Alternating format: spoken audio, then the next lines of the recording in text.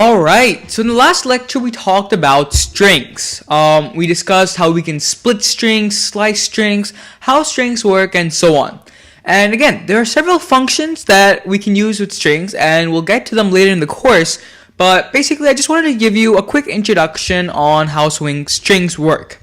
Now we get on to lists. So, for example, let's say I had to go to maybe Fred Meyer or Target or any shopping store that's maybe near you. And I was creating a list. So let's create a shopping list of the things I need to buy. And I'm going to be using a string here. So I have a shopping list. Maybe I need eggs. I might need some carrots. Oh, I need milk, cherries, and let's add one more, apples. Okay. So let's say I had to go to a shopping store and I had all these different items that I had to buy. So right now what the problem is that if I need to know what's the first item in my list, what do I have remaining, stuff like that, I can't do that with a string.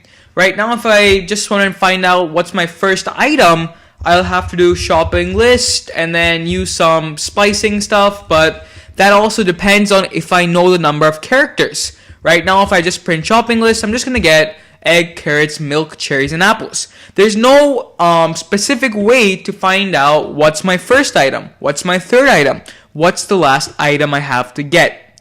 And this is where the Python term lists and the more general term arrays comes in. So again, let's create a new list, shopping list 2.0 or 2, and let's create an array over here.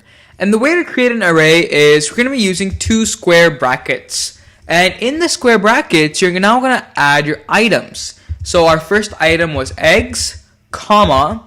Our second item was carrots, comma. Third item was milk, cherries, apples. So these lists, right? They're the most versatile data type available in Python. All the items, the items in the list can be of any data type, strings, numbers, etc., etc., but they can be. So this is our shopping list in which we've used an array. Now, for example, if I print out shopping list 2, what do I get? I get eggs, carrots, milk, cherries, apples in square brackets. And now you're wondering, hey, what's the difference between shopping list 2 and shopping list 1? The only difference I can see is that we're adding these square brackets. Well, guys, the whole point of arrays is that we can now use indexing to get our values. Whenever you create an array, and again, in arrays you can add any value whatsoever. You could have added integers, floats, you could have added decimal values, stuff like that into the array. Right now, since it's a shopping list, I've used strings. But the whole point of arrays is they've given each value an index number. So I'm at the grocery store and I've checked marked eggs, but I'm not sure what is my next item in my list. So what we can do now is if we do shopping list 2 and then in square brackets right next to it, 2, we get milk. So you're probably wondering, well, why didn't we get carrots? It's a second value. Well, think about it like this. Just like we talked about characters in the last lecture, with lists, it's the exact same thing. The indexing in a list, in a string, in almost all data types in Python, it starts at 0. So the eggs index is 0. If I want to know what is my first item in my list, I'm going to use shopping list 2 and then in square brackets, the first item, which is 0.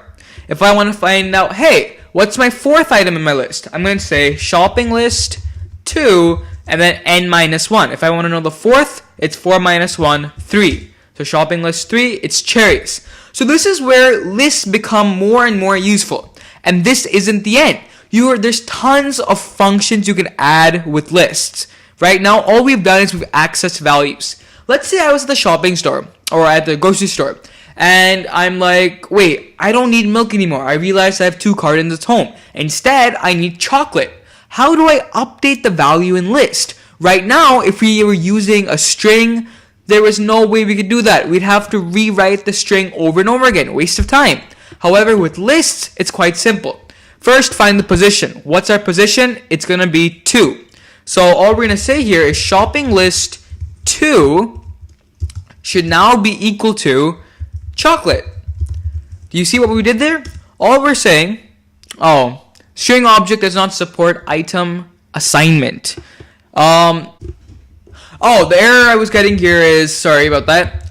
It's shopping list 2 since the variable name was shopping list 2. So here, in case I want to change milk to chocolate, now typing in chocolate again.